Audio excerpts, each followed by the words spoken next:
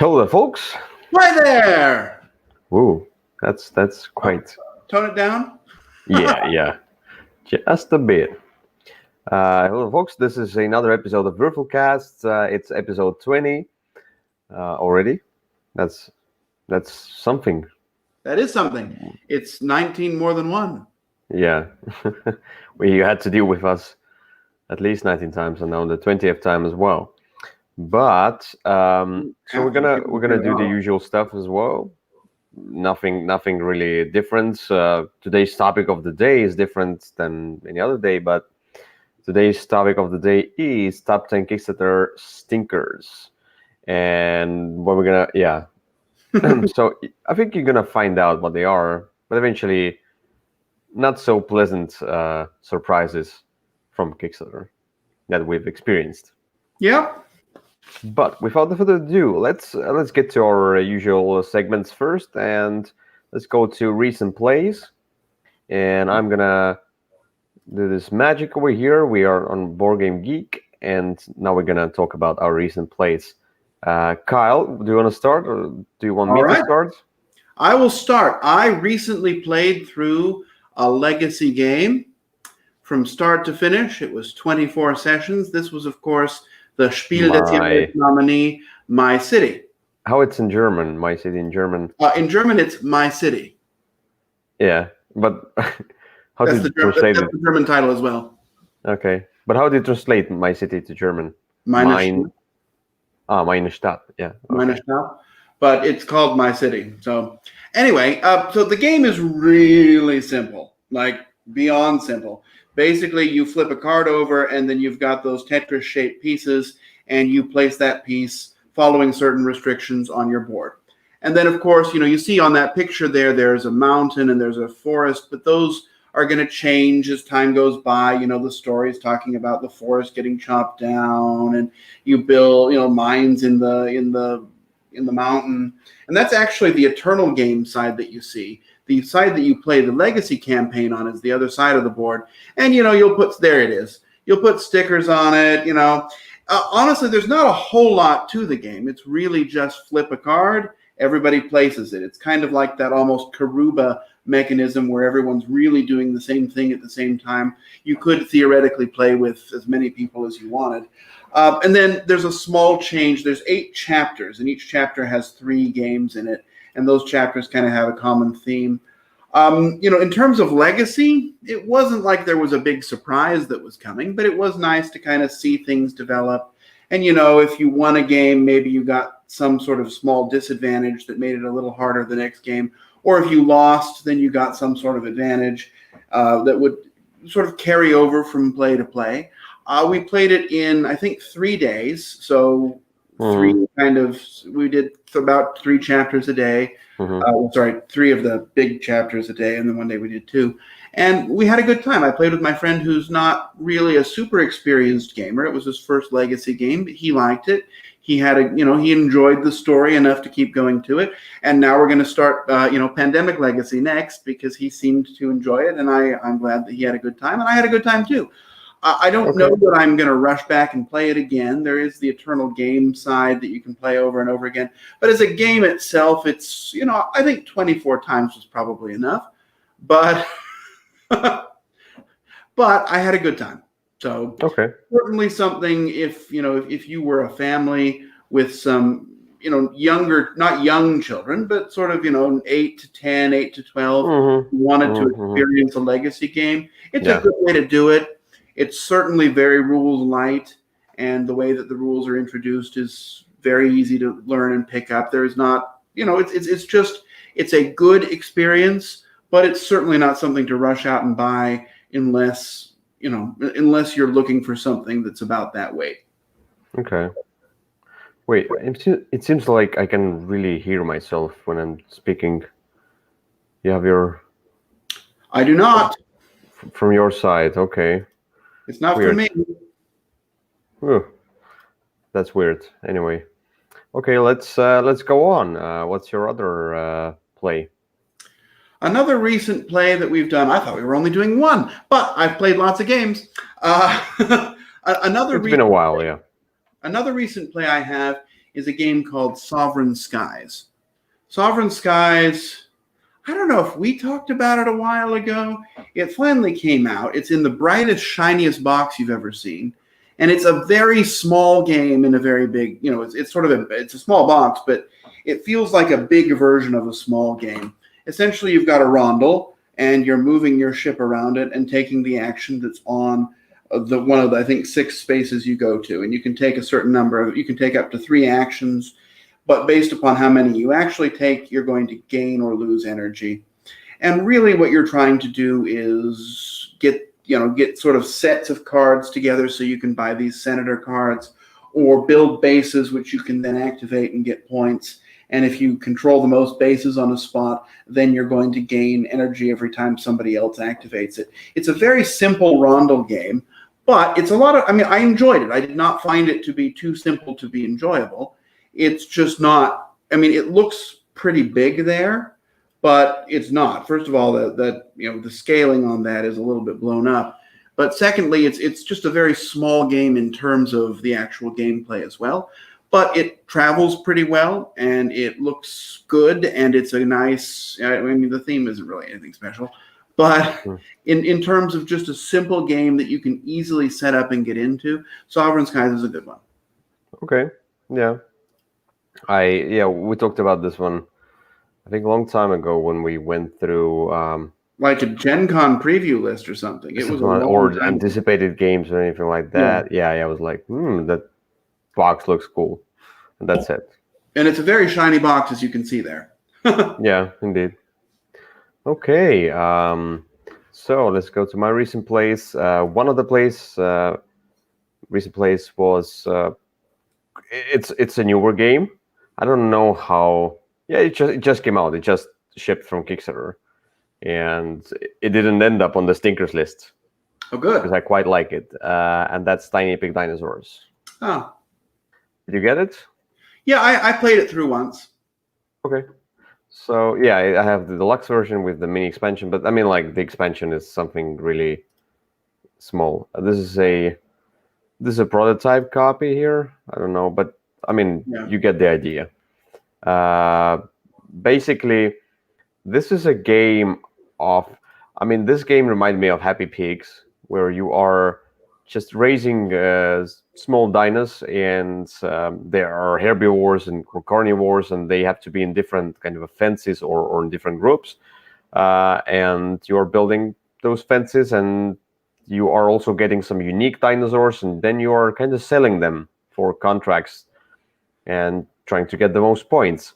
And it is kind of like a farming game. There's no like the Dinosaur Island has a kind of a feel for not Jurassic Park. Entertainment. There's no entertainment theme in it.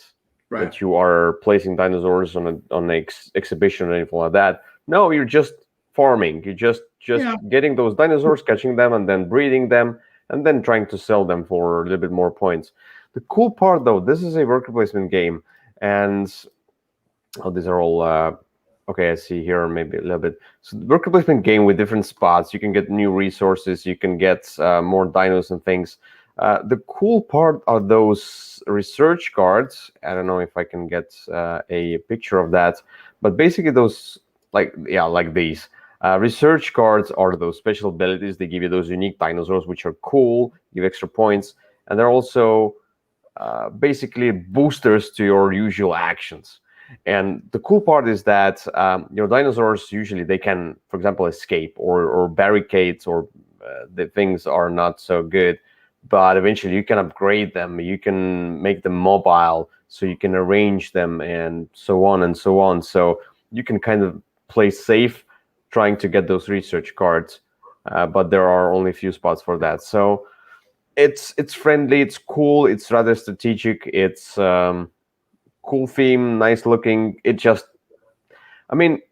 this is the prime example of a Tiny Epic series game where it should have been a bigger game. The downside, I really like the game, but the only downside I have right now, not the replayability, I'm not sure about that yet, but I think it's fine. but the pieces are too small. I mean, it just doesn't. Yeah, it bothers me a little. I mean, it's even for me. I'm a small guy. It's hard to pick them up and things, and so. Yeah. But yeah, overall, I really like upgrading myself with those research cards and doing usual worker placement stuff and farming with dinosaurs. Yeah, it's like happy pigs. It's happy dinos. Yeah. Well, I don't know. I mean, I can see where you're coming from with the Happy Pigs, although sort of the mechanism. I mean, the whole thing about Happy Pigs was it was that bidding sort of mechanism, which you just don't have here. But I can I don't know. So my thoughts on it after only one play, I had one complaint, and that is that the contracts are very difficult because you can't fulfill your contract in the same round. You have to fulfill it in the next round. And because they sit out there, it's very possible for you to work for something and then just have it not be there. And the fact that you can fulfill your private contract without fulfilling a public one makes it's just an extra step of analysis that I found was a little bit counterintuitive. Yeah, I don't know. But I mean, like, there's the action that brings the dinosaur from your holding area to your ranch, and I think that kind of helps. That's I think. Yeah, maybe. The problem I had, yes, the kind of the same problem, but from a different angle. I would have liked to have a spot or anything that would reset those cards or add new cards. Like the same with the research cards. You can either bring out those 3 new ones or take the ones that are already in the display. Right. And that could have been the same with I don't know, contract crackers. So anything that would kind of replenish them faster, or anything like that. Because if something is taken, then it's taken and no new card comes out. That's weird. There's something wrong. There's something with the contracts that I just wish were a little bit different. But it still works. I mean, like I could still plan and do the double move of the usual contract plus the private contract. So I did not dislike the game. I just didn't. It was a little bit more difficult to get that piece across. Anyway, good game. Recommend. Another recent play I had was the Black Angel. Finally. Oh, good. So, I like Black Angel. Yes. So it's Black Angel. I would say it's a heavy Euro game. Yeah. I mean, but it's not heavy. It's not so heavy in rules. Yeah, there are quite a few rules, but rules are midweight. The heaviness comes from the decisions you have to make. You have the dice in front of you that you roll, though you can mitigate, you can buy dice from other players and so on. We played the 2-player game and there's the dummy player with 2 players. There's that dummy player, but he's really easy to manage. Yeah. Well, I hate dummy players in games, but this one was just, you have those 3 dice and eventually you just, when you put those robots on those spots where the dummy player is, he just goes away, basically. Eventually there's no dummy player. But this game is a total management of your resources and those technology tiles. So you have the technology tiles and you buy them, put them in your grid, and you slide them in, and then you're trying to put the cards and activate those technology tiles, get the bonuses, and then you're going to do one of the main action with the dice. And the die value is basically how many action points you have, or how many times you can activate that particular action. You can move on that separate board with your ship and with small ships and get the mission out and trying to score them or activate them through other means. It's like the mechanics are blending into each other. It's a well-oiled machine, in my opinion, as a game. The theme, I mean, it can be anything else as well, but it didn't bother me. I mean, like, why I got this one, why I wanted to try this one, because they say it's like Troy, but I mean, I don't want to play Troy because it looks ugly and so on, and the theme, medieval, like, I don't know, I don't care about that. But this one, at least, it's rather themeless game, but at least the theme is fine with me. I mean, like the art and things, it looks nice. and it's hard to describe this game. You have to play it. I mean, once I played through it, then I was like, oh, okay, I get it. It's a puzzle. It's a Yeah. puzzle upon a puzzle. But I really like the dice kind of a drafting and dice placement in it, and the technology tiles are cool. It reminded me. Have you played Ulm? Yeah, I played Ulm. ULM. Yeah, Ulm. And do you remember those tiles sliding in? There's a grid. So basically, and the those that were slided out, they were sliding out. They were your actions or something like that. So this one is not exactly the same, but kind of has the same feel. I mean, you're sliding in those tiles, but you activate them in different way. I can see what you're going with, because it has that ship that moves every round and eventually they fall back, which was in Selenia, which was a mediocre game. But I haven't played Selenia. This game it's really a combination of Troyes and Selenia, but it's better than either of those two games. Yeah. I really enjoyed better than the two pieces. So yeah, this is the kind of a max of that level of thinking that I want to invest into gaming. If, like, for example, Brass for me is a heavier game because there's more thinking to it, and that's already too much. But this one is just the appropriate amount. Okay. So these are the recent plays. Let's go to the next segment, which is what's on Kickstarter. Okay. So let's go to the Kickstarter page now and see what we have here. So let me just go to the project I chose for my Kickstarter game, and that's Endangered. Is it the Endangered New Species? New Species? So, yeah. So the thing is, I haven't played the Endangered. I don't have Endangered. I do. Yeah.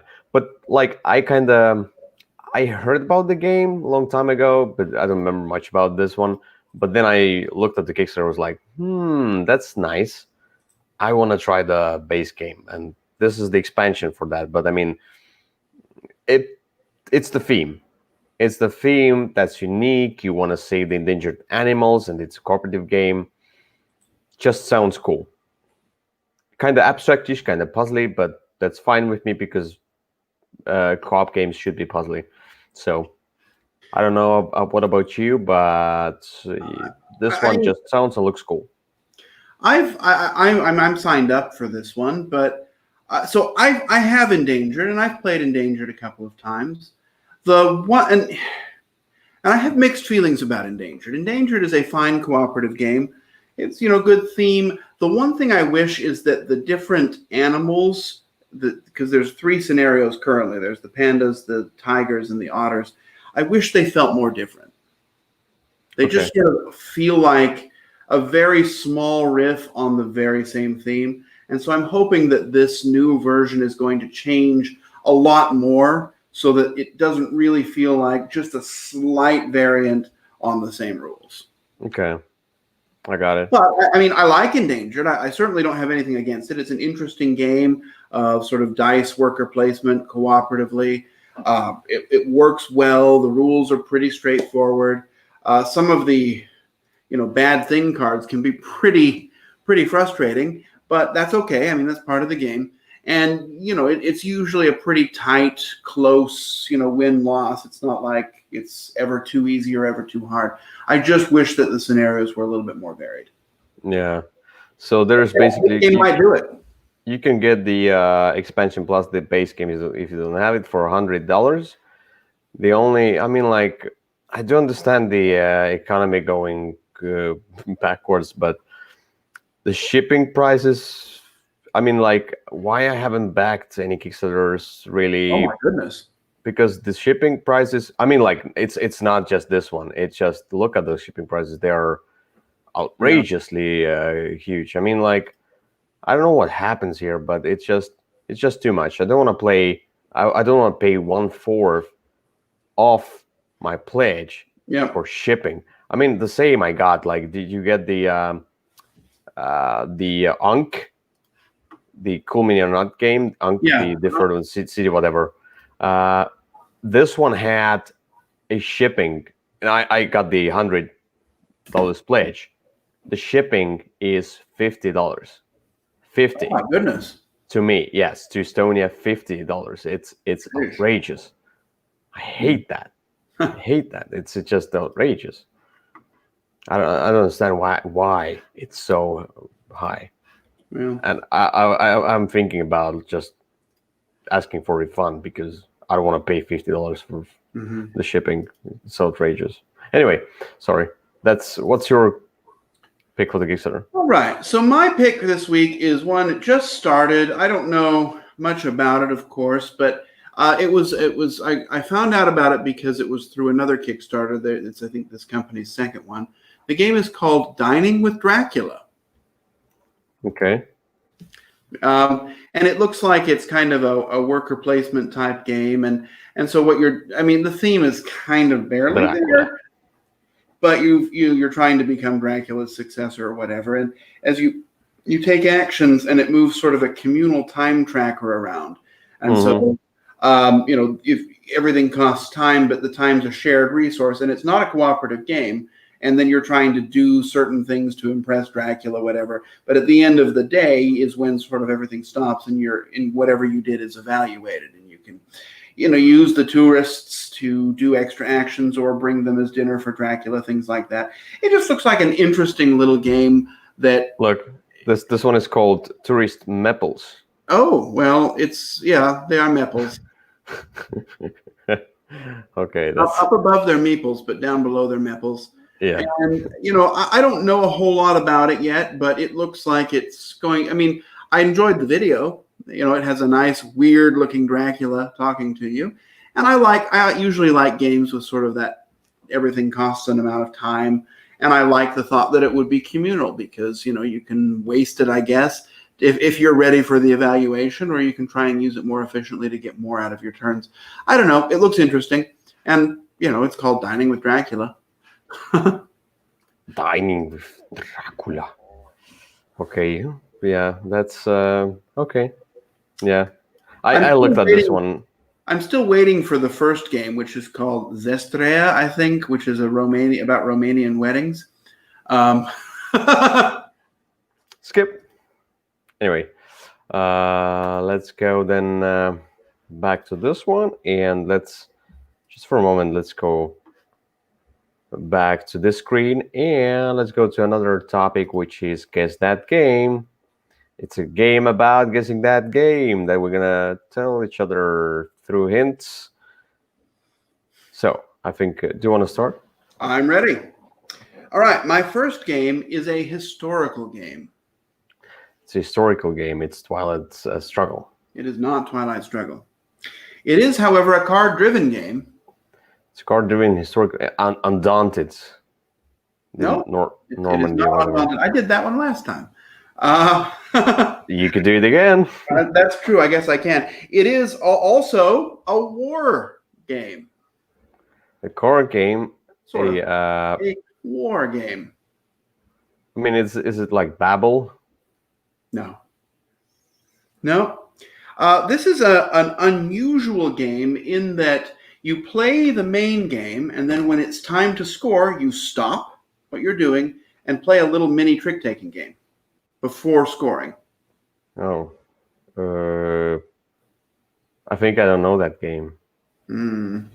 Your final hint is it is the first sequel to Twilight Struggle. Oh, I don't remember the name of that. Oh, it's a very difficult name to remember. It is called 1989, Dawn of Freedom. Oh, know nothing about this one. Oh, well, it's about the end of the Cold War and the breakdown in Eastern Europe. Doesn't really involve the Baltic states, although just there's some events that reference them. But it's Hungary, Romania, East Germany, Czech Republic that are in Bulgaria, and it's basically Twilight Struggle on a much smaller scale. Mm-hmm. And it is every bit as good as Twilight Struggle, but the weird mini game makes me like it a little bit less. Okay. All right. So Now I'm gonna give you hints. I have a dungeon crawler game. Is it Massive Darkness? No. You play as different characters. Is it Dungeon Alliance? No. You're not playing like humans. Is it Alone? No. The characters are small size. Is it Quad Heroes? No. And just one more hint, and you'll get it. The characters are in this game a prince, a smith, a mage, a healer, and the archer. Is it every single dungeon crawl ever made? No. Is it Mice and Mystics? Yes, it is. Okay. Yeah. It's good. Yeah. I mean, like, my last clue was cheese. You could have gotten that. There we go. All right. And everybody who's watching that later or right now can always try to guess that game before us and Sure. tell us about their records guessing in the comments below. So, Sure. anyway, your next one. All right. My next one is an exploration game. Exploration game. Mm-hmm. It's Hexplore. It is not Hexplore It, which is, of course, the name of the game. Explore it, sorry. It is not Hexplore It. It is a cooperative adventure game, though, much like Hexplore It. Seventh Continent. It is not Seventh Continent. This game features lots of dice. It's you said cooperative. It's Yes. adventure exploration with lots of dice. Oh my! No, no. Okay. Nothing comes to my mind. This game has lots and lots of mini expansions. Oh my god. Nothing comes to my mind right now. Another prominent component of this game is a CD. What? A CD? Like a compact disc. Back in the day, that was this device that people used to like record music and sound on. Dungeon quests. No, I don't know. I don't know. Okay. This game involves a cursed temple. Oh, escape. Yeah. there you go. The Cursed Temple, yeah. Escape. You remember our segment from Blender? Do you remember that? The earlier one? One of the first ones. You did one on Escape? I don't remember it. Yeah. I did one of the Mice and Mystics, and then the second one was an Escape. Okay, I remember Mice and Mystics. I don't remember the Escape one. That's where I had a matchbox, and then I was in a dark room. Oh, okay. I'll have to go back and watch it. Yeah. Well, there you go. Where's It's John? a game you've definitely heard of. Yeah. All right. And it features. Yeah, I just forgot about that. It has a CD because I think we used the web player or something like that. I don't know. Well, when it first came out, it didn't have that. Wasn't active, and the only way to do it was the CD. Yeah.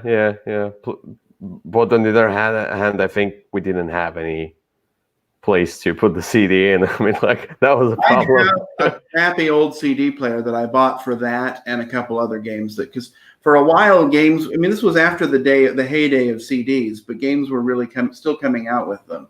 That's weird.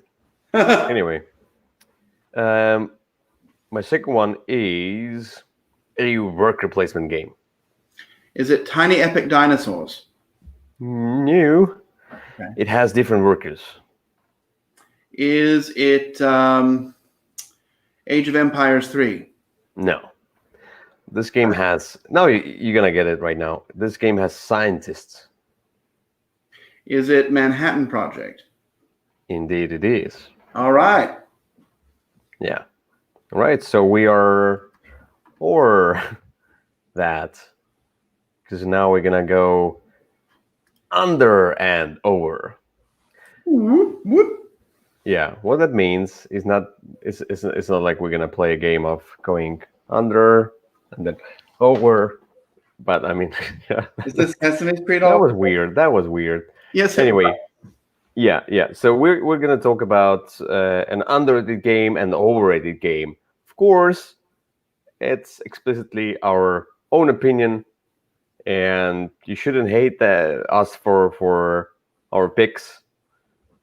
So just be okay with that. I mean, I'm talking to not too specifically, but I'm talking with those who are gonna watch this video and then go say, "What did you say about my favorite game?"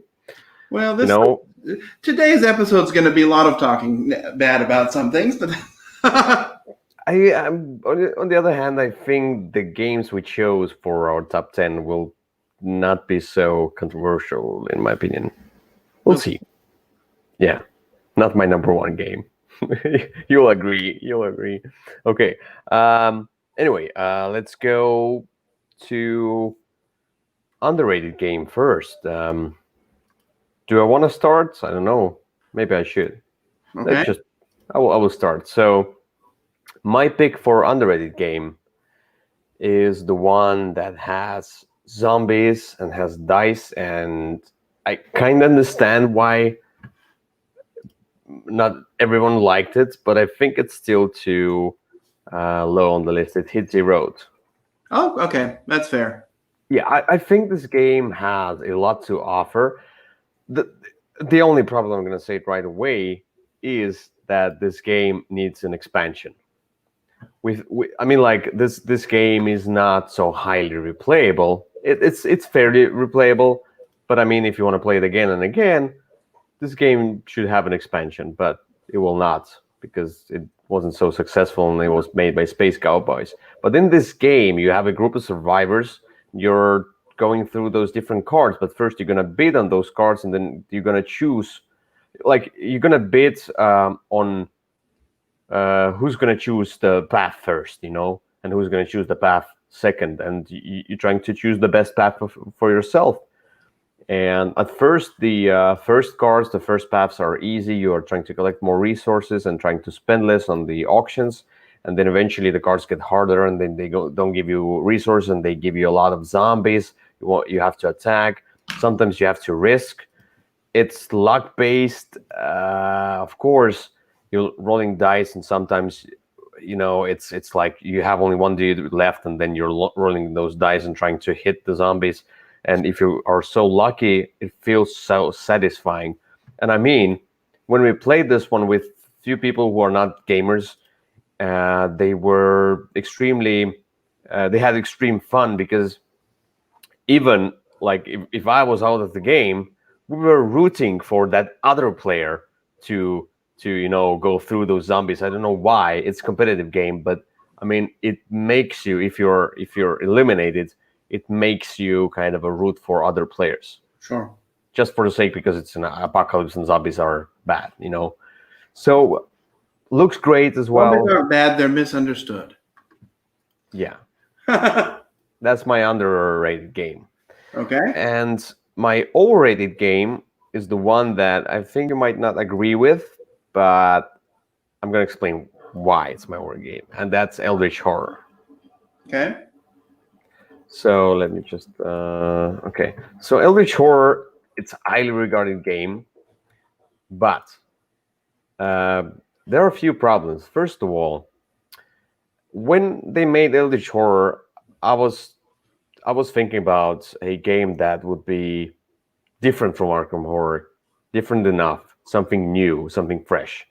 They added a few new things, of course, and they streamlined a few mechanics, but it wasn't enough for me to be immersed with this game like I was immersed with Arkham Horror. The big problem is that they went to that world map, kind of a feel of Pandemic or anything like that. I mean, like, and when the zombies or whoever the monsters popped out of those different places in the world, I didn't care at all when I played it. I didn't care that the zombie popped out in that place. When I played Arkham Horror, we played in that particular city, and I felt that every spot was important. I felt like this, goodwill stress of that cooperative game trying to survive. In this one, I felt like I'm disconnected from this whole world, and I was expecting a streamlined, better game of Arkham Horror, but I got a streamlined but a worse game than Arkham Horror, and I was disappointed. I mean, Arkham Horror, the LCG came out, and that was the right choice because they made it back into that. You are in that particular location, you are in that house, because when you narrow down the scenery, it becomes more horror-ish, more intense. But the world, I just didn't care what happens on that side of the world because I was on the other side. That's it. Okay. And I rolled 10 dice, 0 hits. Well, there you go. So that's my overrated game. It is overrated. It is bad. It's what is it? It's 71 overrating. Bad. LCG is much better. Okay. Well, I would agree the LCG is better. I do like Eldritch Horror, but it is a very big game, and I'm less often in the mood for that kind of a game. Yeah, another game overbloated with expansions anyway. But what's your 2 picks for one for underrated, one for overrated? All right, my underrated game is a game that came out last year, and it's a game that, I thought was going to be a lot bigger splash than it was. It was a game that I quite enjoyed. The game is called Ragusa. Okay, I saw that. Mm-hmm. And it sort of came out and it sort of came and went. And it takes place in the city of Dubrovnik in Croatia. So I have, a predisposition to like it. But on your turn, you're just going to, you place one of your buildings and then you activate everything that's around it. And then based upon what you're activating, you might, you get different bonuses and they kind of all chain together. There are contracts you can go for. And you can also, if you go into the city, you're going to start to get activations every time someone else activates around you. And you're building a wall to get points, and you're trying to sell make the contracts to get points and buy, get goods and get them sold at a better price. Cool. And it's a pretty simple game. The rules are super simple. The gameplay is pretty fast. It's not great as a 2-player game. That's my only real complaint. But as a 3 or 4-player game, it works really well. And I really enjoy it. I do wish the board were a little bit more variable because it's going to be kind of the same setup each time. But I guess that's done for balance reasons. I could easily see how it could become unbalanced if things moved around too much. But I really like it, and I'm just kind of surprised that it kind of got a meh from most people. So I find it to be underrated. That is Ragusa.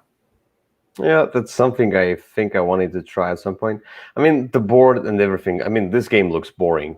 It does. It just looks really boring. But on the other hand, when I look close at those pictures, I realized that it's kind of similar to Barrage. Like when I looked at this on the pictures, brown, weird looking, bad looking. But when I played Barrage, the board itself and putting out those dams, and probably here as well, putting out those walls and the buildings and things. In person, it is probably kind of more pretty or becomes more pretty. Probably it's that kind of a game, it seems. Yeah, I mean, I wouldn't compare it to Barrage at all, but I other than that, neither of them looked particularly exciting from the box. But yeah, it's nothing like Barrage. But it's a good game, and it works really well, and it's pretty fast and simple. I just, I find it to be kind of underrated, which is why it's on the list. What's your overrated game? My overrated game is kind of an easy one these days, but it's a game that got a whole lot of buzz all of a sudden for kind of no reason, and that game is The Crew. I enjoy it. Overrated does not mean I don't like it. I do enjoy it. I had a good time, especially with my brother and sister, but it's really just kind of a regular trick-taking game. I mean, without a whole lot. I mean, you're doing something a little different, and you're working together. That's sort of the twist. But in terms of just the amount of love it seems to get versus how much game is actually there, I think those are a little bit out of whack. So I consider this one to be a little overrated. Doesn't mean it's bad, but not really as exciting as some people make it seem like it is. Yeah. With this one, I felt like I was thinking about this one. I'm thinking putting this on the list.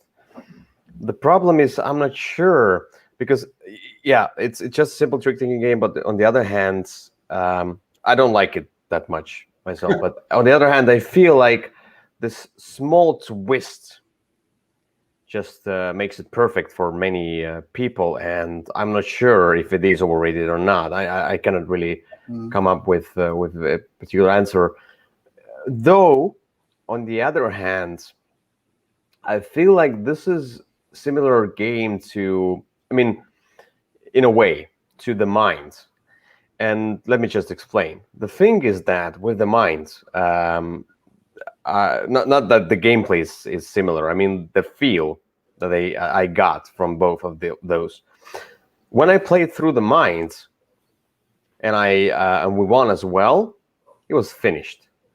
And even if I would not play the Mind through all the levels, if I would play through maybe level 8 or 7, I would still feel that it's finished. And this one feels the same because as you are starting from the same spot and basically doing exactly the same thing, there's no, yes, the cards are different in each player's hands each time, but on the other hand, the solution is all the same. The puzzle is all the same. There's no like this time we can play that or that way. Yeah. You're going through those levels and playing the same levels all the time. And I felt like this game is one play and finish. That's it. I don't feel it has replayability, but for some, it's an amazing game. Yeah. So it might be overrated. Yeah. I find it overrated. Although I do like it and it's worked. I've not had a time that it hasn't worked well, but I've also never found it to be something that I'm super excited to return to. Yeah, I think we played it during the cruise. We did. We played. That was the first time I think I had played it was during the cruise. Although you might have joined me after I'd played it a few times already. But I mean, I played it probably 20, 30 times over the course of the last 6 months. With my brother and sister, we sat down and played it, I think, 10 times in a row. I mean, it works. It's enjoyable. It's just not very exciting. Yeah. I played it once with you on the cruise, and that's where I felt I'm done with it. Yeah. I explored everything in this game, exploring more levels, more difficult levels. I don't care. You just change how you win, basically. Yeah, it's the same game. So that's my overrated game for the week. Yeah. Okay, good pick. Yeah. All right, let's go to another segment, which is funky components. We're going to talk about the weird or outstanding or bloated or whatever, just funky components that we find in different games.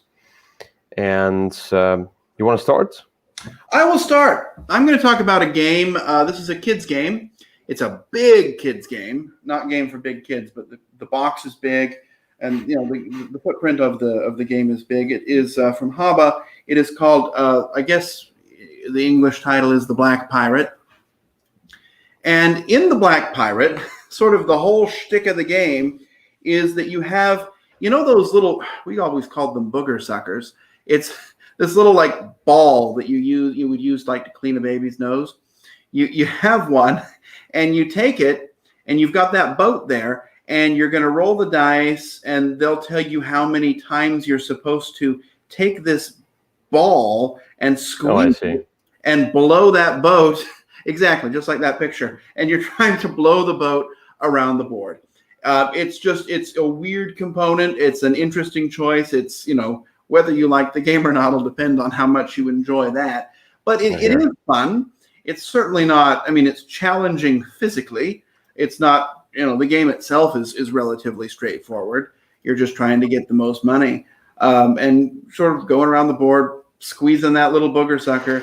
And that is the unusual or funky component I have brought to talk about today. Okay. That's cool. All right. So my funky component. I don't know if I think you didn't talk about that. If you talked about that, then I'll choose something else because I We've forgot. only done it one time, so. So yeah, and I already forgot what I talked about. Anyway. Last time I talked about the ashtray. Oh yes. I want to talk about one of the escape rooms, and I'm talking about Escape Room, the game. And there's the component which is that chrono decoder, and it's here. And this is a funky component. I mean, like you cannot really find it anywhere else. Oh my god. Okay, anywhere else in any other escape room game? Mostly there are puzzles and things you can rip apart and things. The other things. This one is on batteries. This one has slots for 4 keys. You're going to insert those 4 keys. You have to insert them in particular order, and then this thing will beep at you and say that you are right or wrong. Basically, not say, but like do the beep, wrong or ta-dun. Good, fine. And this episode sponsored by Coke Zero. Oh, I see. But I mean, like this one, the cool part is that it has this kind of ambient noise in it. Not so much music, but the noise is fine. But I mean, like it has the clock ticking from there, so it feels thematic, like a machinery or something like that. And it also is functional because the sides of that, I don't know if I can find it, but the sides of that decoder have, if you can see maybe on the side here, they have some kind of a puzzle solving mechanisms, extra mechanisms as well. So it's a weird thing. I mean, like it's you remember when I came back from US recently, I had to, so I bought the box, the new edition one, with new 3 scenarios, and I threw away the box because it was so big because of the decoder. I mean, without the decoder, without just an app, with just an app, it would have been a smaller game, and I had to ship it separately. But it's in a unbreakable piece of plastic, and it's big. It is. So that's my funky component. Do you agree? I agree. All right. So now we're gonna go to the topic of the day. Finally, now some people want to join in. Yeah, which is top 10 Kickstarter stinkers. Oh, I have delicacies here written here. Okay, but the list is new. That's good. That's good. Even stinkers can be delicacies. Well, wait a moment. No. Anyway, last time we talked about top 10 Kickstarters that were successes for us. I mean, not just financially successful, but I mean like that we liked. But usually when you back a Kickstarter, you never know exactly what you're gonna get. You never know exactly if you like it. Even if you look through the playthrough videos and things, and they're like, it's really good.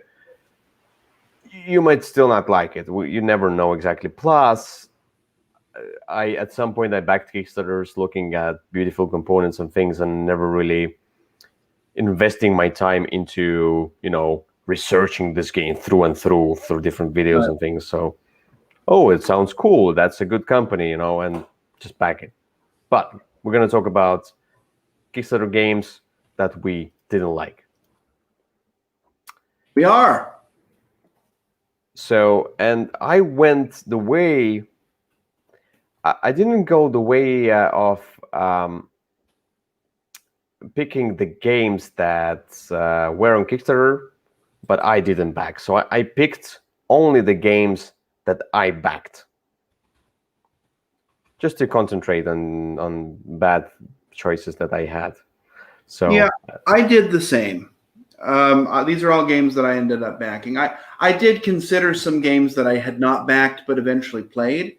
But these are all games that I did back. Yeah. Plus, the bad games are usually the ones that I don't remember quite well, and then I have to remember what were on Kickstarter, what were not. I was like, let's go with that restriction. I think it will be wise. Yeah. Okay. So let's start, and the first one is you, Kyle. What's your number? Okay. 10? So the first game I have to talk about is definitely the one that I like best from the list.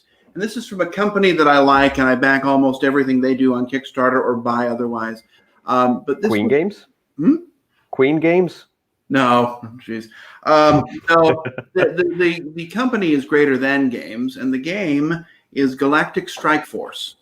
Well, I haven't heard about that one. So, well, yeah. So this is Greater Than does the game Sentinels of the Multiverse. Yeah, and I know. I like Sentinels of the Multiverse a lot, but Sentinels of the Multiverse has one very obvious problem in that there's so much to keep track of. And this game took all of that and said, "You want more to think? You want more to think about? You want more to keep track of?" And the game just sort of devolved into being almost too difficult to play. There was just so much processing, but without the reward and story that Sentinels gives you. This game just really, I was very excited about it, and I'm excited that through the lore of Sentinels, they've kind of connected it and looped it in. But just the game itself is not fun enough to come back to, and it was the first real disappointment I had from this company, and that's why it's definitely the best on the list.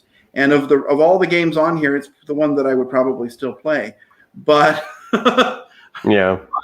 As my number 10 Kickstarter stinker, there we have it, Galactic Strike Force. I mean, it looks awful.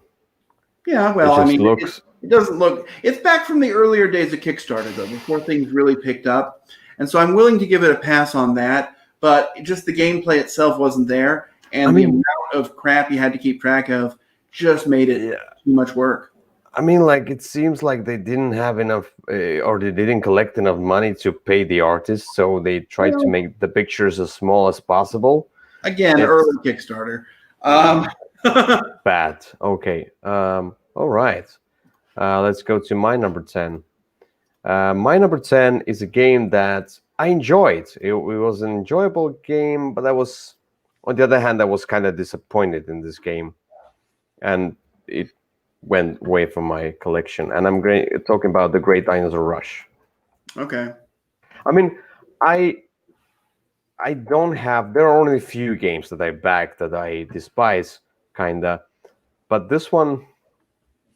The gimmick of building your dinosaurs is really cool, but everything else, how you get those bones and things, was a little bit too simple. So you're basically going through the different land and collecting the bones and then trying to create your dinosaur, and that's basically your free will. Basically, you have to do a few things like tail and head and things and in order to exhibit your dinosaur, but I mean, look at them. It doesn't like this one. Yeah. I mean, this it was just not enough game.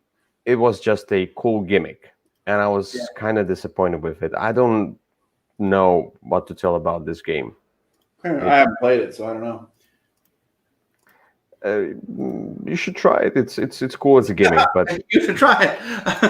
It's a stinker, but you should try it. Okay. Yeah, it's not particularly a big stinker, but it's just kind of like my number 10. Yeah, if you look at this board, it basically you're going around this board, and then and the take that element there as well. Mm-hmm. And the take that element felt like it took away from the game as well, because it felt like a family game. We have to take that, and it's doesn't really work. Sure. My number 10, The Great Dinosaur Rush.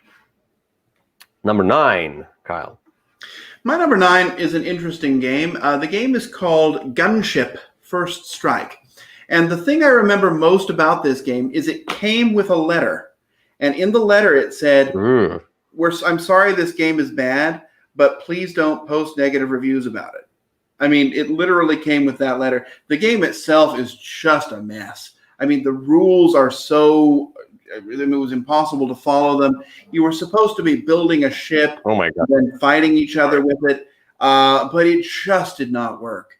I mean, the components felt cheap, but it was just that letter that said, "Don't write bad things about us online, please," was just like, the death nail for me. I mean, you open, that's the first thing you see in the box. Okay. There was nothing redeeming about this game other than that it didn't come out with very many expansions. Okay, got it. We don't have to talk about this one. Looks awful. I mean, I can't even remember it well enough to talk about it, but I do remember how bad it was. And I remember the letter. Mm-hmm. Okay, so my number 9 is a game that I was extremely excited about because it's a card game, and it has this mechanism of simultaneous action selection, and then revealing, and then like the what's it called? Oh my god, the Martian game, the Bruno Cathala and Bruno Faduti game. Oh, what's that game called? Mission Red Planet. Mission Red Planet, sorry, yeah, Mission Red Planet. So similar vibes, a similar kind of a feeling there, and it's called So Long My World. Oh, you've talked about this one. Mm-hmm. Yeah, this one, it as well. I rated 7. I think I would rate it 6 though, to be honest. But Okay. this is not a bad game, but it was a different theme. It was a cool theme. So the world is ending, and we have to make those moral choices and things. And there's that simultaneous action selection. And if you go to one spot together, you have to, share things. And then if you go there alone, you can do all the things. And then there's a little bit of take that, but not too much. And the art is different, cool. It looks kind of cool, but eventually it looked a little bit too dark, in my opinion.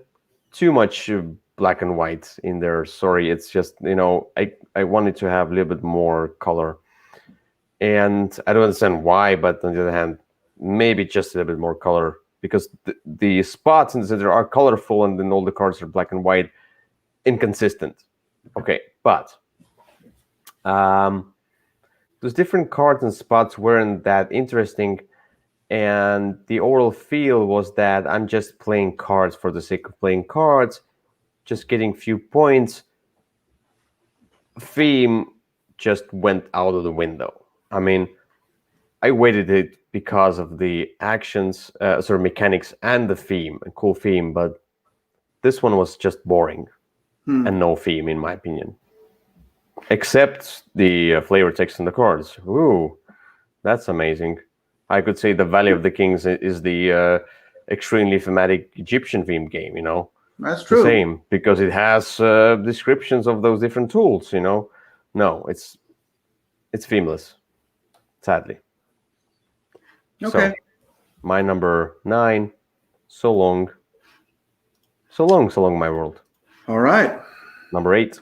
My number Kyle? 8 is a game. So the first game I had was from a well-established company. The second game was just nothing. But my number 8 is from a company that has traditionally produced pretty good games, and even through Kickstarter. And this game, however, was an absolute. I was super excited for it. I mean, I spent way too much money on it.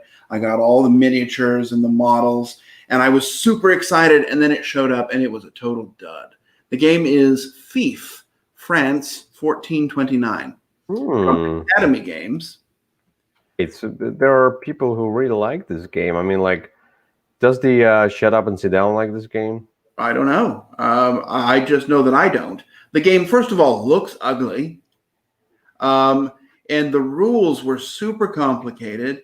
And it was very difficult to learn. And it was kind of, if I remember, fairly punishing. But that, I can live with that. But it just was no fun. The couple of times I played it, nobody liked it. Nobody liked it. I mean, nobody had anything redeeming to say about it. And I tried. I mean, I really went into this thing wanting to love it. And I remember looking at it and thinking, oh, this game looks like it's going to be amazing. It's going to have this great economic and area control feel. But it was just so bad. Mm-hmm. It looks bad.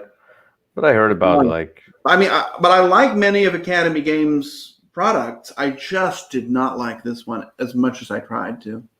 Yeah, I looked at this one. Look at the people in that picture. Don't they look like they're having a great time? Oh, they are. But I think they have. I mean, they will be happy once they get those M&Ms. Well, and there were just so many like random chits and stuff. It was impossible to store. I just never had any good experience with this game. Yeah, it looks like a simulator of the provinces and marriage, and that's what I understood. It was a simulator of boredom.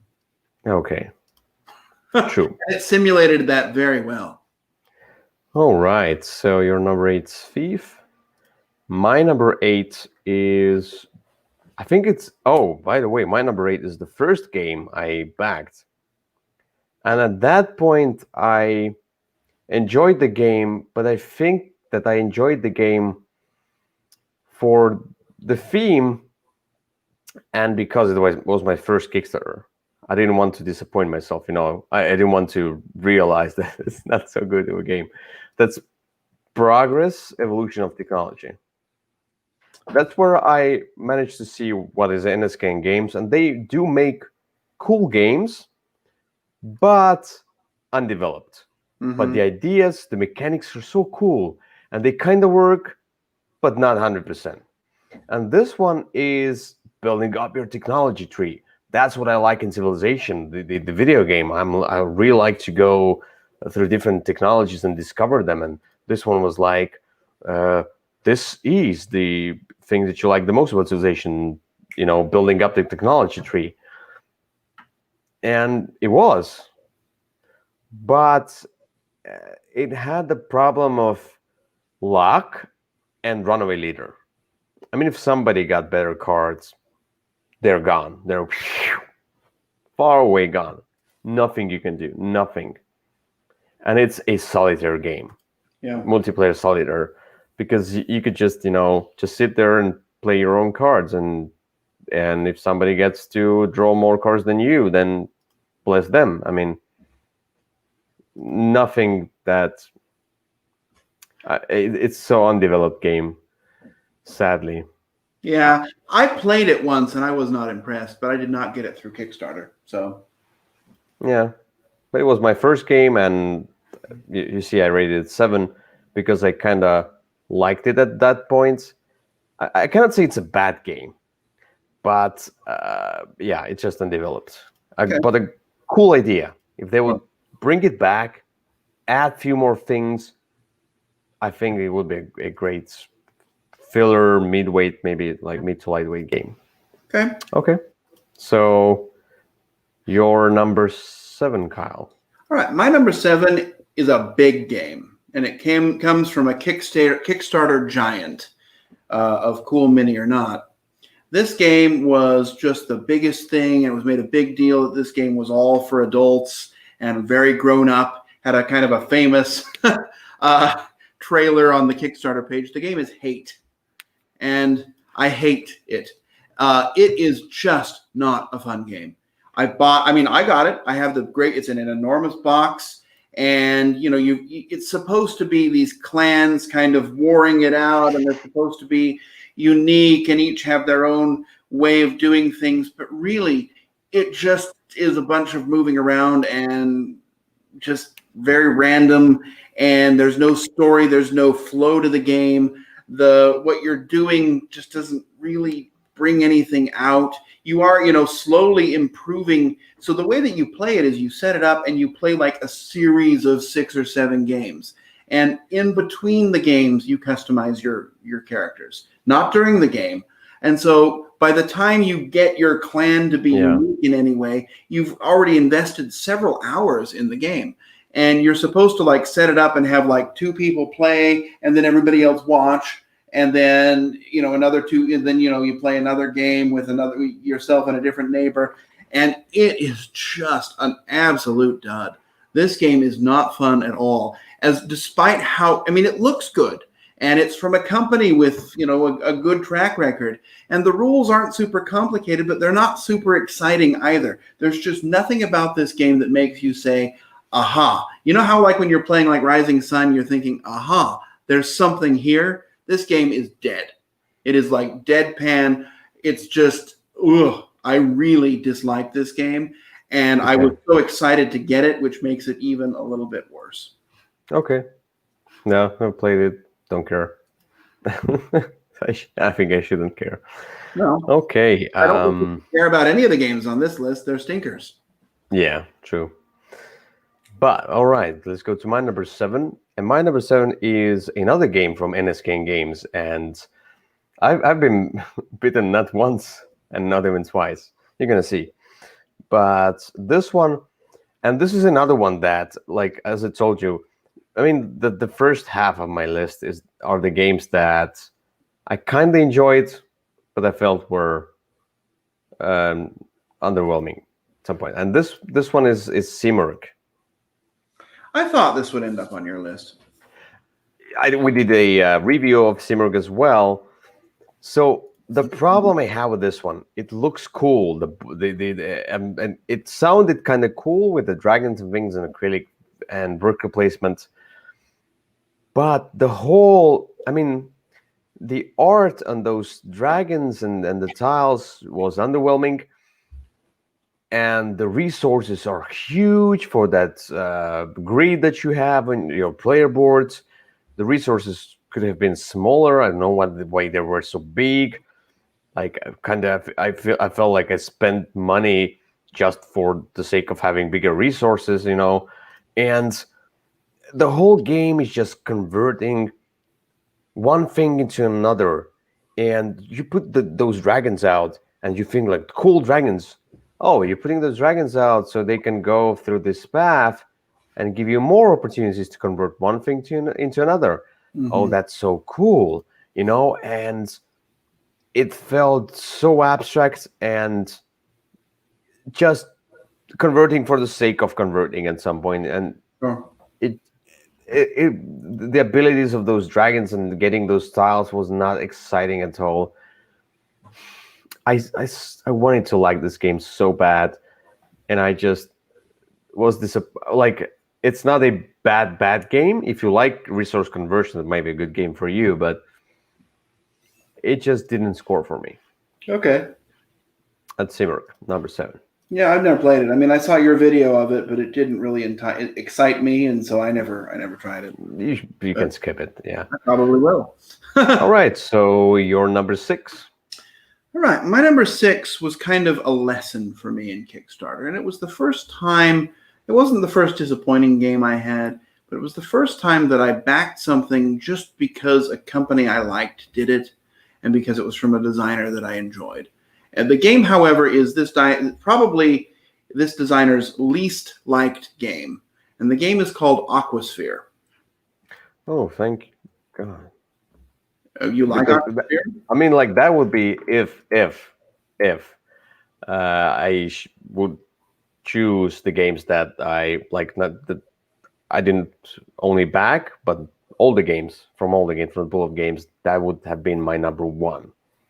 Okay. I mean, like I dislike this game. If you can see my rating, it's 1. Oh, yeah. Well, I there you go. dislike this game. I don't think anybody likes it, though. I mean, I think this game was just a total flop. Okay, I can't speak for everybody. I mean, look at this. It's quite high on the ratings. Well, I don't know. But anyway, for me, it just did not work in any way. Nothing made sense. The theme looked like it was there, but it really was not. It was just a whole bunch of doing stuff just for the sake of doing stuff. And I like Stefan Feld games, right? I mean, very much so. But this was just not a good one. And it was not fun, and it took too long, and there was way too much going on, and yet not enough to do. And he looks like he's not enjoying it. And it's his game. He's surprised how bad it is. Okay. Anyway, so this was a total stinker for me. Yeah. Look at this. It looks fun. That game looks like fun. I would see this game. I'd say, I want to learn that. I love underwater themes. I love. There's octopodes in it. This game looks like overbloated. Well, it is. Graphical nonsense, because if you look at this game, like let's say you know nothing about the name of the game, you know nothing about the box, no theme. You look at this game. What do you say about this game? It's very colorful. Some colorful circles, lots of pieces, you're kind of, I don't know, the arrows probably you're moving on those tracks. Why? Who cares? It was my first, I think it was my first Stefan Feld game. Oh. And yeah, now you know why. You know, it was so hard for me. The waters. Yeah, it's like it's one step from love to hate. Yeah. Though there's one game that I kind of enjoyed. It was okay for me. Was Merlin. Also, kind of overbloated in mechanics and themeless and blah blah. I didn't like it that much, but it was okay. This one, I did something I didn't understand why I did that and why I should take this or that or those octopods. I just felt so disconnected. Yeah. I hated it. Yeah, well, it was so long. It's on my stinker list, so long. It was it's very long. There's very little redeeming about this game. It's very long. It's AP prone to the max because it's just mechanics for the sake of mechanics. Well, I guess I'm not going to get flack from you on it. Oh my god. Okay, my number 6. I'm getting riled up. My number 6 is another game that I didn't feel is bad, but I was underwhelmed by it because I usually, at some point, I backed quite a few Kickstarters from that company, and I do like that company and quite a few games, but it seems that I like the older titles from theirs more than newer ones, and I've bought some new ones from the retail and backed quite a few, and I feel like more of their games could have ended up on my list, but they were not as bad as these 10. I'm talking about Thieves Market. It's a TMG game. Oh, yeah, I know which one. Yeah, okay. Mm-hmm. Yeah. This one, it was a rated 7, but I would rate it maybe 5. I don't know what like, my ratings are influenced by I backed it, I kind of don't want to say that it's bad because I backed it. I spent money. But in this one, you're just trying to get those cards that give you some abilities for the sake of, manipulating those dice or cards more. It was just rolling dice and trying to match those symbols and getting those cards. It was nothing special, in my opinion. Just another dice game. It was just boring. I don't know what to say about this one. Yeah, I think I played it once. I was kind of underwhelmed by it. Maybe we played together. We might have played it in Estonia. Yeah, because we played in Estonia. I remember during the camp, and then I was like, no, okay. That's I don't know what to say about this game. That's my number 6. Yeah. Let's go to your number 5. Okay, so my number 5. So they're going to start to get a little bit more personal now. Number 5 is a game that it was the Kickstarter. This was back in the early days, and I was super excited for this Kickstarter. It was one of those early ones where you could get your face on artwork or something, and I did that, and I was excited. I got like 5 copies of it. I still have all 5 copies. I've been trying to give them away, but nobody wants it. I even wrote a review for it on Board Game Geek because I was so excited about it and also so disappointed. The game is called Gene Grafter. Like GENEGRAFTER, one word. Okay, I see. And my overview of it says the game is great, but chose to be mediocre. Oh my god! Oh my god! Look at that. Yeah. It's in a tiny box. The theme is not there. There's none. I mean, really, what you do is you play a card, and then you gather up a certain number of dice, and you roll them, and whoever has the highest roll wins.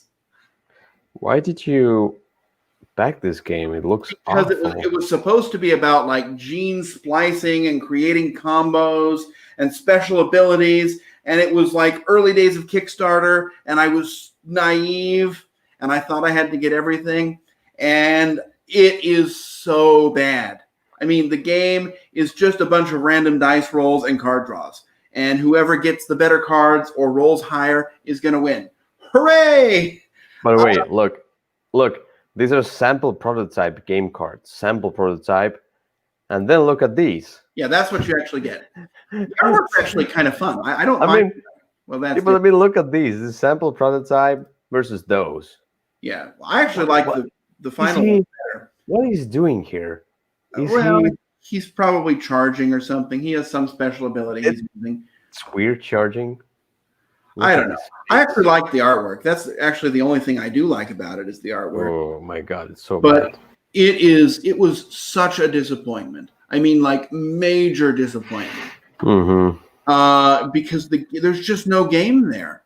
And yet I ended up with 5 copies of it, which is ironically, I didn't put it at number 5 for that reason. But it is a game that has nothing other than its artwork to speak for it. There is just not a game there. The rules are bad. The gameplay is as random as can be. You could pretty much just say, we're going to roll a die first and see who wins, and that's going to be the player who wins the game.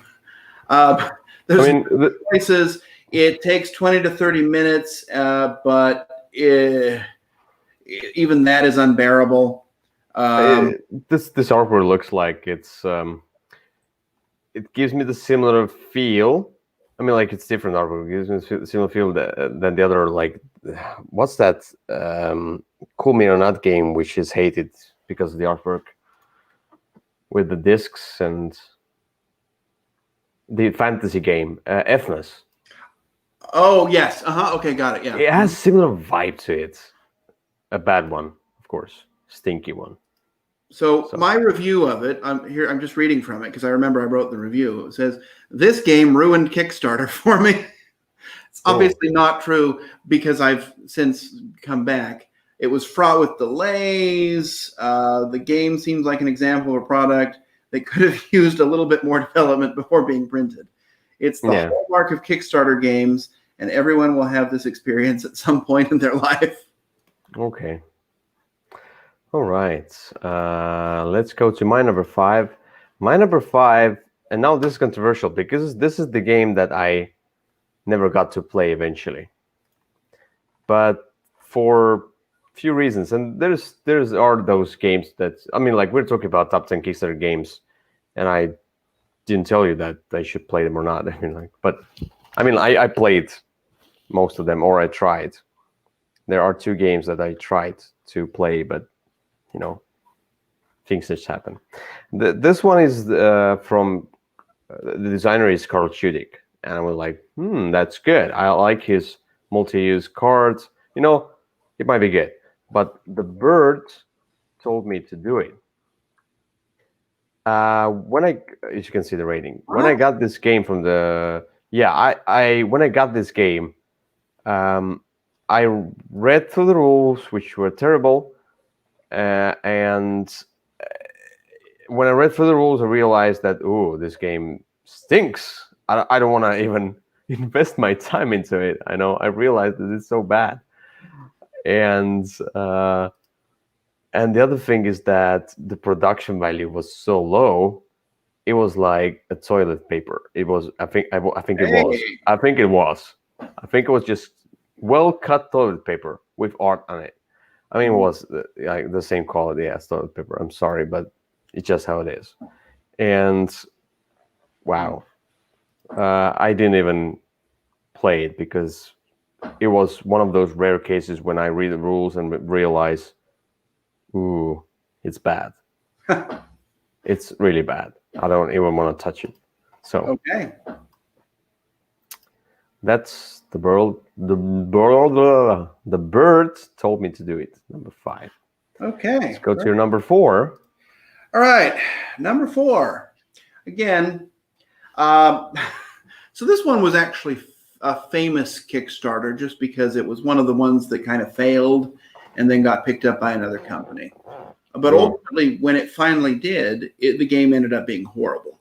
The game is called The Doom That Came to Atlantic City. Oh. It was one of Kickstarter's first sort of failure and savior stories, I guess, because Cryptozoic picked it up. But the game is basically Monopoly. It is. It is Monopoly, except you've got elder gods that are moving around and destroying things. Literally, that's what it is. So I got really excited because the figures looked really interesting. I mean, it was back in the, again, earlier days, and you've had a cool mini or two, and it made it into an interesting game. But it did not in this case. The game is just trash. There is nothing redeeming except those minis about it. You roll the dice, move around, and kind of do what the space says. It is really, really bad. Okay.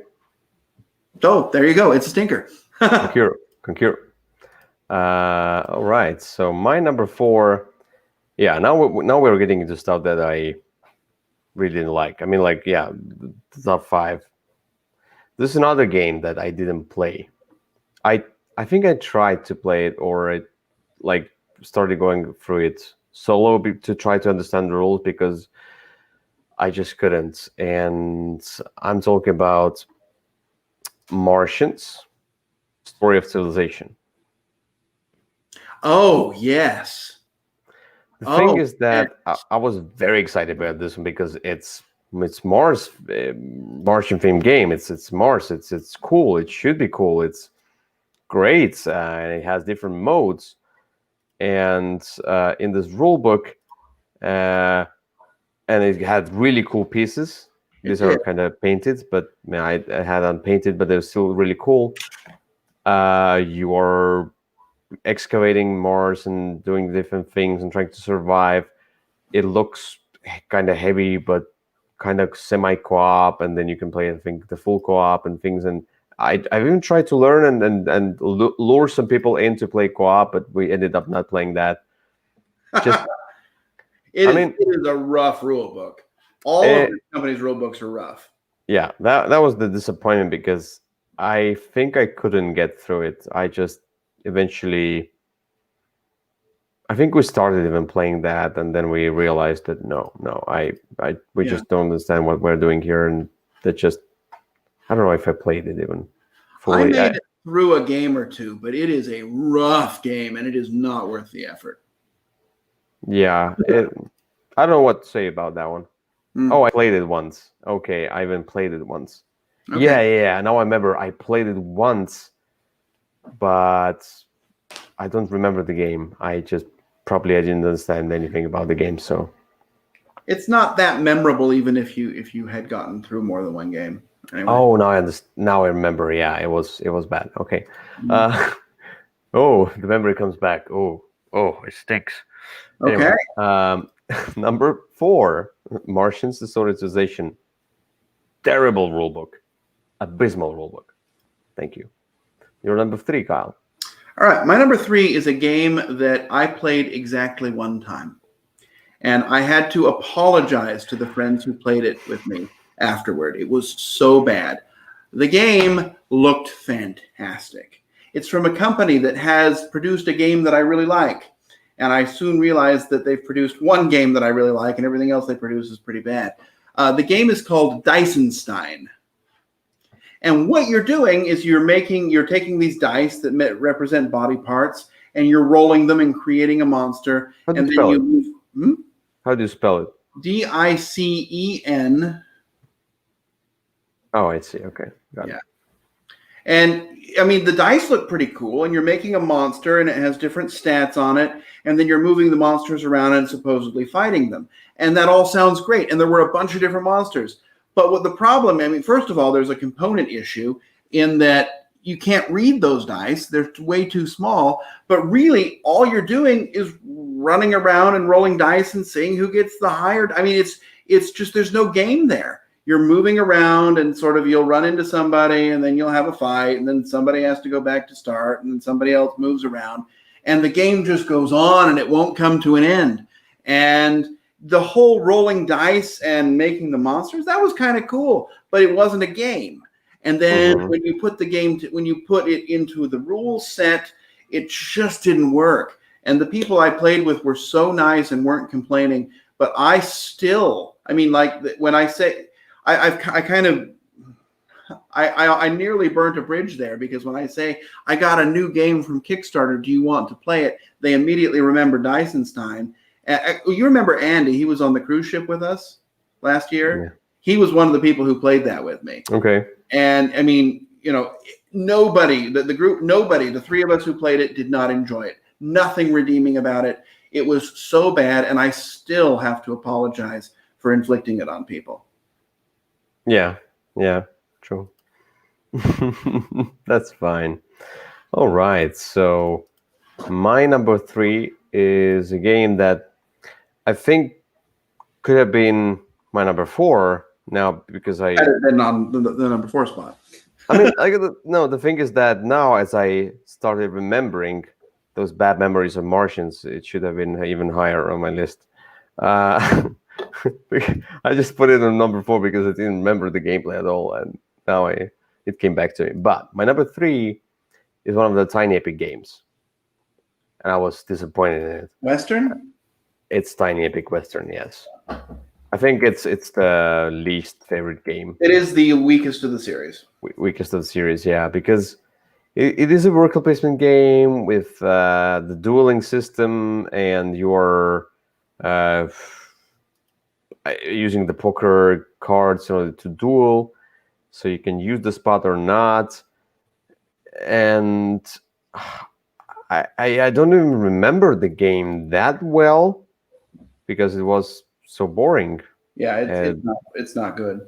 I just remember it being a very boring dueling system and very boring worker spots. The dice are cool. That's it. The whole. Oh, and what bothered me a ton is the board itself. So you put it in a circular manner here. Yeah. And like some cards are in front of you and some cards are the other way, like 90 degrees other way, and it was so bad to read all of that. Yeah. And small text because it's Tiny Epic, and it just didn't work. Never make those games like that, because I mean, just make a board where I sit on the other side of the board and everything is upside down, but it's a cohesive. It's like I can kind of go with that because maybe I played the game already, but then make the board and I can sit on one side and read all the cards the same way. An Everdell tree. Yeah. Sorry. Anyway. Oh, that's not a good one. Everload tree is for the function component segment. Okay, so Tiny Epic Western. I don't have much to say about this game because I don't remember it, because I don't remember bad games. Your number 2. All right, my number 2. So my top 2 are both, they're not just bad games; they're also bad experiences. My number 2 was made by a friend of mine, somebody here locally, and he pestered everybody to back it. I mean, like there would be a game day, and he would stand up on the table and announce it. And the game is called Stealing Mona Lisa. Okay. And basically, though, once you went through the backing, it was just he ordered it from GameCrafter. The artwork is terrible. The box quality is terrible. It's just clip art, and it's basically just sort of a bid and do stuff type of a game. The graphic design, I mean, I don't know who did that, but the game is bad, but the experience of going through it and being, sort of given a hard sell every single time I saw this person to go ahead and back it. And then the fact that it really, it wasn't even produced. It was just essentially ordered from the GameCrafter company. I could have done that myself. I didn't have to go through the whole Kickstarter. You didn't have to do that. You could have just put a pre-order up. I mean, there's no artwork. There's no component quality. It's small and fits in this crappy box that barely holds together. It is just a bad game. It is poorly designed. It is not fun. And I got such a hard sell that it maybe goes up a few spots on my list just because the whole experience of going through this Kickstarter and knowing the person who was putting it together made it that much worse. Okay. All right. Yeah. Know nothing about this game. Yeah, it looks bad. It is. It's not good. I wish you could see the clip art for like the pieces. Like there's these random lips. No. It just looks like it came from like Microsoft Word wingdings. That was the artwork. All right. So my number 2 is another NSKN game. I'm just destroying them.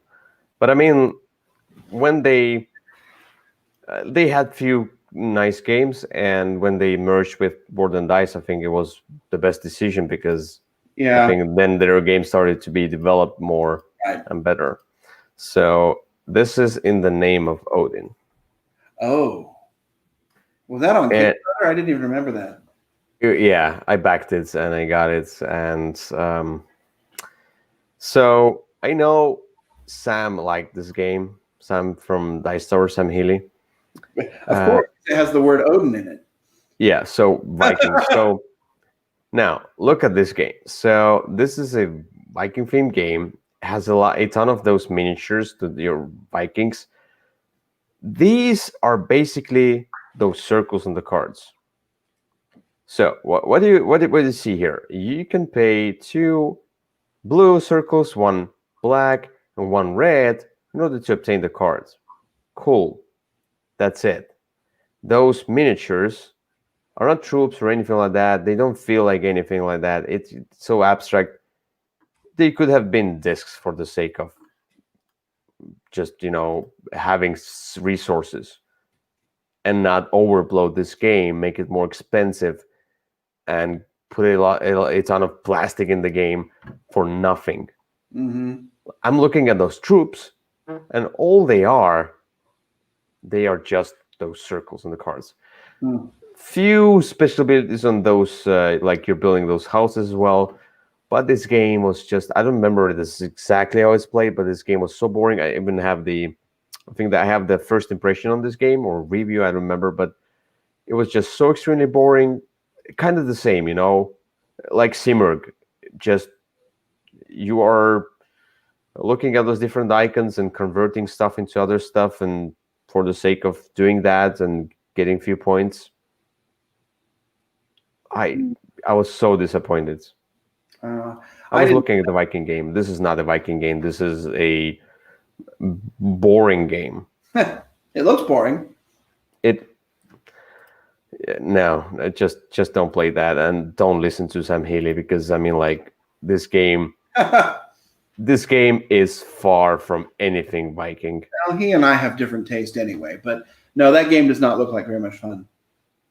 Look at this. It just symbols, coins, things. It could have been just those circles. Look, and these are the cards. Circles as well. Yeah. Nothing. Except just those rolls. And I remember having some problem with those rolls, and, few things are overpowered and the others are underpowered. And I don't know. I just remember it being very undeveloped game as well. So, In the Name of Odin. All right. Your number 2. Your number 1. Number 1. So when we talked about making this list, I already knew what number 1 would be. For me too. Huh? Yeah, I mean, it's for me. This was a game I was, again, really excited about. So, picture it: a collectible card game through Kickstarter. And it's a collectible card game of dueling mages.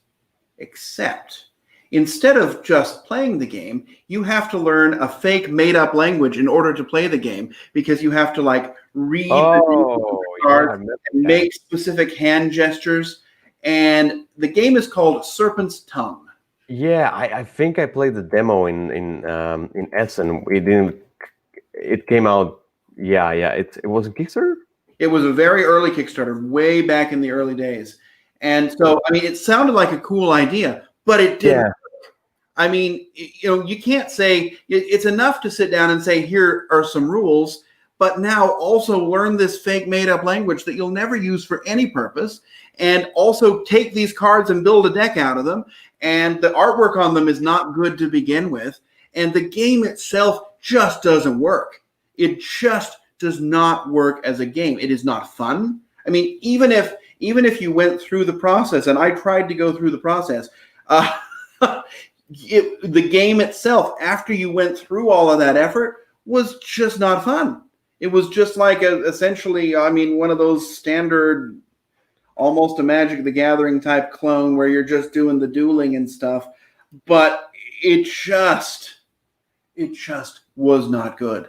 And it was not playable. It did not work. It was not worth the effort. It looks dark. It looks like it's going to be something, you know, that you find in a back room when you'd walk in there and see a bunch of people wearing hoods doing that and think, okay, I'm not here. I'm in the wrong place. Yeah.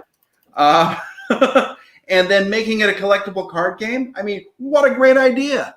It was a collectible card game? Oh, okay. Yeah. Oh, yeah. You could buy blind boosters. And oh, I see. Okay. So when I previewed in I think in Essen or something like that, they went through the rules or anything like that. They explained the game. I think I tried to play it or something like that, like a small demo. And yeah, I was like, okay, it sounded really cool. It sounded. I was impressed how it sounded. That didn't need me to give it money. And I eventually had to throw this one away. I couldn't even give it away. That was, yeah, now I realized that it was bad. I mean, at that point, I think I didn't really play through it, and it sounded cool. It sounded cool. It did sound cool. It sounded amazing, which is why I spent a bunch of money on it. But it was not amazing. And it left, I mean, it is sort of when I think of a bad Kickstarter game, this is the one I think of. Mm-hmm. True. It just didn't work. Now, my number one is the game I think you will agree with. And this is another one that this is a prime example of the game extremely underdeveloped, and it's from the company and from the designer I thought would be like a great game, you know. It's from Tasty Minstrel Games, and I'm talking about Downfall. Oh yes, that is Downfall. That is not good. I didn't know Kickstarter, but I guess they do lots of their things on Kickstarter, so it makes Bloxified, yeah. They it was a Kickstarter game from the start. Okay. And then they like had the, you know, later on they will get it to retail, but that's not a good game. It's good for the list, but it's not a good game. Ooh, in this game, it sounded like a 4X with post-apocalyptic worlds. Sounds cool, and this card system. And the card system, I don't remember exactly how it's played, but I remember card system being really cool. The only thing I liked about the game was the card system. But in 4X games or such games that are this Ameritrash and things, when you give me the possibility to explore, I would love to explore. The problem is this game is so punishing with those radiation things and other stuff that I cannot even go and fight with other person because I always need to recover from my own radiation from my base, you know. And then they say that you need to go to the center really fast. You need to abandon your, like, it's basically like in Living Planet as well, like where you you cannot stay on the same spot for too long. You have to, you know, change your base, you know, all the time. In this one, you should just go to the middle. But the problem is that I cannot go there because I don't have enough resources. I don't have power because I need to collect that first. But I cannot because the radiation is always punishing me. It's ever punishing game, and so cool card mechanic. So cool.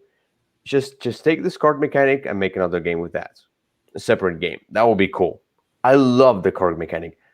I hated the whole other thing there. It was bloated. It was not a 4X game in a traditional way, and I'm fine with that. But it's the same with like some food, you know.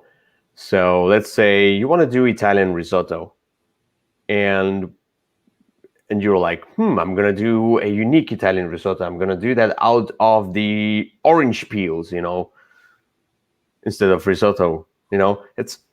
No, you don't. You don't spit at classics. You have to do it the classical way. You can do a twist on that, but respect the classics. Mm-hmm. Oh, such the big I'm disappointment. not a fan of this game. I think I barely made it through one play. The components, everything looks so great. It's just the deluxeified version, at least. But I mean, like, it just I was so extreme. I don't remember. I think we played through half of that, and then we just ended the game because I think we had like a lunch, and the lunch was more exciting than this game.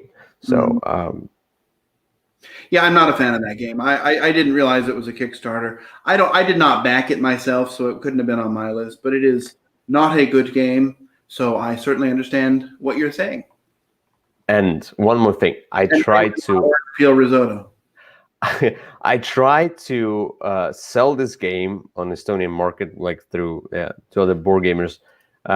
Usually they buy basically every game that I sell, even the ones that are not so good, don't have so good ratings, but they still buy them, that are okay or bad for me. Every game is bought. This one, I tried to sell it because I spent a lot of money on that. I put like 70% off the initial price. Nobody wanted it. Nobody. I sold it for something like $20, basic, something like that. Like I spent like 100. I mean, I sold it for a really low price. Eventually, I was like, it took me like 3 months, I think, to sell it because nobody wanted it, and eventually I just buy it, please, and like I'll pay you $20 to take it off my hand. Yeah, because it's a huge box. It is full of stuff. You got those big tiles, which I did. They don't fit anywhere. Yeah, and they don't fit on a table. Yeah, no. Yeah. All right, there we go. That's top 10 Kickstarter stinkers. Those are so. stinkers. That's it for now. It's went over 1.5 hours, but almost, because it was a lot to talk about. Those stinkers. Sure. It was bad. Anyway, thank you for watching, and we'll see you another time with another episode of Würfelcast, and probably we're gonna go with a more positive theme next time. We'll see. We might. We don't know yet. Yeah, overrated games, part 2. The sequel. A sequel, yeah, a prequel. the first 10 games we played. Anyway, see you another time. Okay, bye-bye. Bye-bye.